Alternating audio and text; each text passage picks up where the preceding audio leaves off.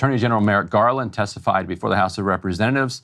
One of the first people to confront him was Republican Matt Gaetz. Let's watch a little bit of that exchange. You lodge this attack that it's a conspiracy theory that there is coordinated lawfare against Trump. And then when we say, fine, just give us the documents, give us the correspondence, and then if it's a conspiracy theory, that will be evident. But when you say, well, we'll take your request, and then we'll sort of work it through the DOJ's accommodation process, then you're actually advancing the very dangerous conspiracy theory that you're concerned about. Now, you were a judge, once nominated the highest court in our country. When you were a judge, I'm just curious, did you ever make political donations to partisan candidates? No. No, and you didn't because that would create the potential appearance of impropriety. I didn't because there's a federal rule barring federal judges from making contributions. Right, but under that same theory of attacks on the judicial process, like, shouldn't someone be owed like a jury of their peers and a judge that's non-biased rather than getting a judge from your political opponent's donor file? I'm well aware that you're not asking a hypothetical. You're asking me to comment on a jury verdict in another jurisdiction which has to be respected. So I was going to say, Ryan, more of that. That was basically the tone of the entire hearing, back and forth. Merrick Garland started the hearing. We can put this up on the screen. I really enjoyed the ABC News headline, which is why I included this particular tear sheet.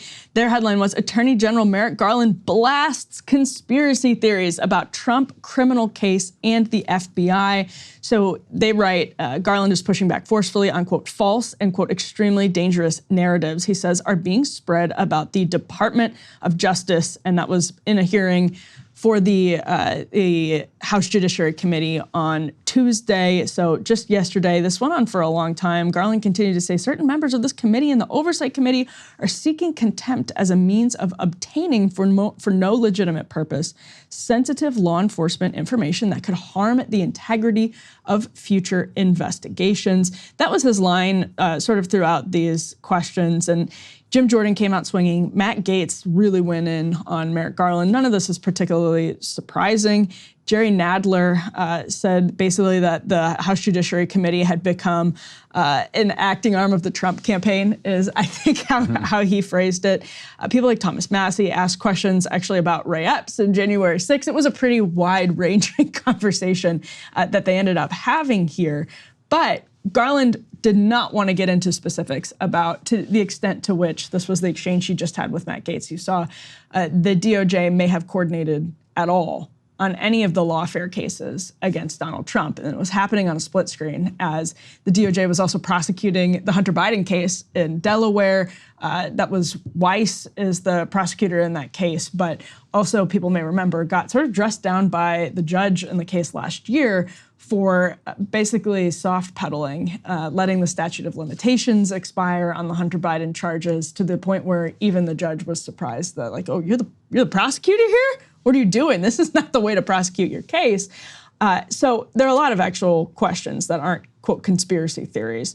Of course, there are some conspiracy theories on the right, as there are on the left, but there are a lot of serious questions that aren't conspiracy theories. I thought the media coverage of this was sort of sneering and contemptuous of some relatively serious questions that Merrick Garland absolutely deserves to be peppered with. You'd think other journalists would be curious about some of them too. But isn't it the case that Garland himself, I mean, most Democrats are furious at Merrick Garland for not prosecuting Trump with any aggressiveness. Right. Like he dithered for years and then set up a special counsel and let the special counsel, which I guess we're now going to find out whether or not Eileen Cannon thinks that the special counsel even was appointed properly or not. So it feels like the wrong target to me. Like Merrick Garland is, like, if everything was left to Merrick Garland, like Alvin Bragg it's a New York prosecutor. Right. But the rest of the cases were brought by the special counsels that he brought. He didn't bring himself. Just kind of feel like, do they think that, like, what would be the conspiracy that, like, Merrick Garland actually wanted to prosecute, but didn't feel like he could prosecute directly from his office, so then he dithered for 2 years and then set up a special counsel that's not going to get it done in time before the election? Like, what a pitiful conspiracy if that's what the plan was. And see, I find the pitiful conspiracy to be entirely believable. It seems like a plausible theory, actually, because Merrick Garland is someone, and he's sort of the perfect pick for the Biden administration's DOJ, because it's this like symbolic outrage. Right, symbolism over actual effectiveness. Right, half measures. And in a way, that's really been the theme of today's show. We start with this, and I know you and I disagree on the executive action on the border, the executive order on the border, but whatever you think of it, it's not an honest, full-throated embrace of any serious principled position. Same thing with his Israel policy, not an honest, full-throated defense of his position. And I think that's basically the line that Garland has brought, like this weird prosecution of Hunter Biden where you let the statute of limitations expire and then do this strange, like kind of half-assed prosecution attempt by a special, or by Weiss, seems to be like utterly disinterested in actually prosecuting Hunter Biden. Yeah, I mean, it's because Merrick Garland really is this kind of institutionalist who's like out of the cast of the West Wing. Like that really is who he is. Biden initially was going to appoint Doug Jones to be Attorney General.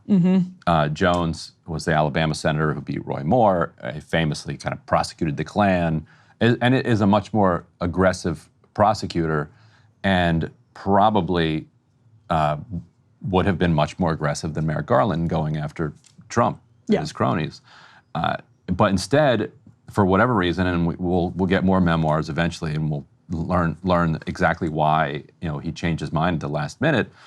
They went with Garland, I think, mostly to like kind of own the Republicans. Like, haha, like you blocked him from being the Supreme Court justice, but now he gets to be Attorney General. Isn't that like a real like chef's kiss for like resistance liberals? That's why I say symbolism over the substance. And Garland is obviously extremely competent and qualified and all those things, but he is a 90s era institutionalist in a kind of more partisan, bare-knuckled environment.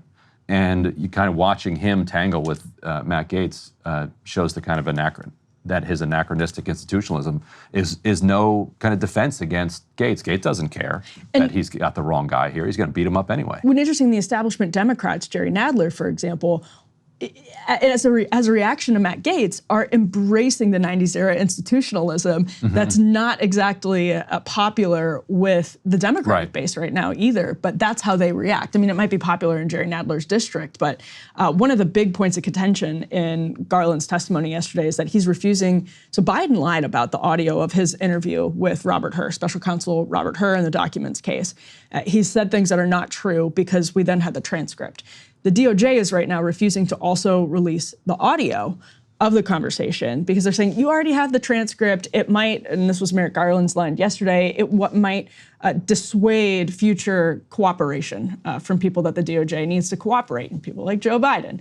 And even though Biden lied about it, the DOJ is not releasing the actual audio itself. And so Garland faced some really stiff questions over that yesterday, especially with that kind of side-by-side, what a lot of people see as this political lawfare, probably coordinated by the DOJ at some point, which is why they don't want to release, that line of questioning is interesting. They don't want to release any communications that they've had with any of the other prosecutors. Now, theoretically, there could be a good reason for that. And this is usually the problem with the government when they're refusing to release things.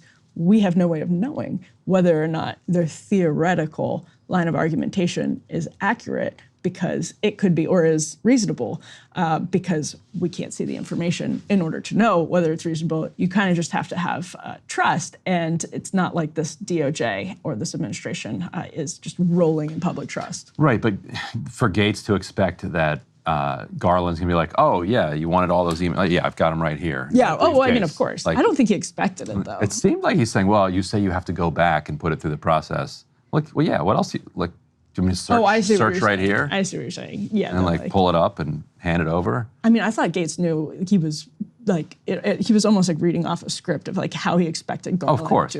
And that whole line of questioning is very easy to say, it's your fault that I believe the things that I believe. Yeah. The greatest kind of advent of the Twitter era was whenever somebody posts something that turns out to be completely wrong, what they will then respond with, if they actually take it down, will be, but isn't the really interesting point the fact that I believed it?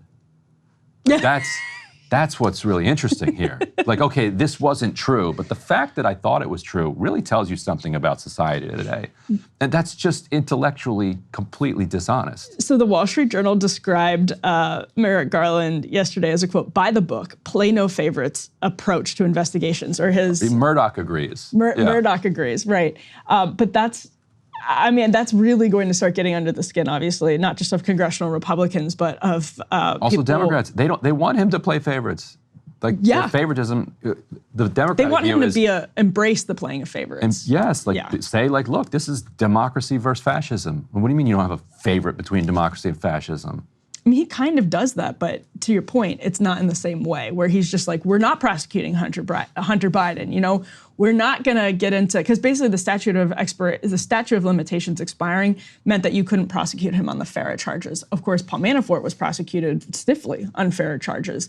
And then Tony Podesta didn't go to prison like Paul Manafort was accused of more law breaking, obviously, than just the FARA charges. But I think there's really serious questions. It's, though, to your point, Ryan, the DOJ is not what it used to be. And no political party's president at this point expects the DOJ to be this like institution of true nonpartisan capital J justice that it used to be. And let this be a tease for our Friday show, where we're going to have a true blue liberal progressive defending the lock Trump up perspective, and then true red MAGA saying do not do it. Yeah. Brian Beutler, and who's the MAGA guy? Will Chamberlain. Will Chamberlain. Yeah. So that'll be Friday. Hey, if you liked that video, don't forget to hit the like button and subscribe to Breaking Points. If you want to see the rest of Counterpoints, go to breakingpoints.com to become a premium member and get the full uncut show every morning in your inbox and on Spotify.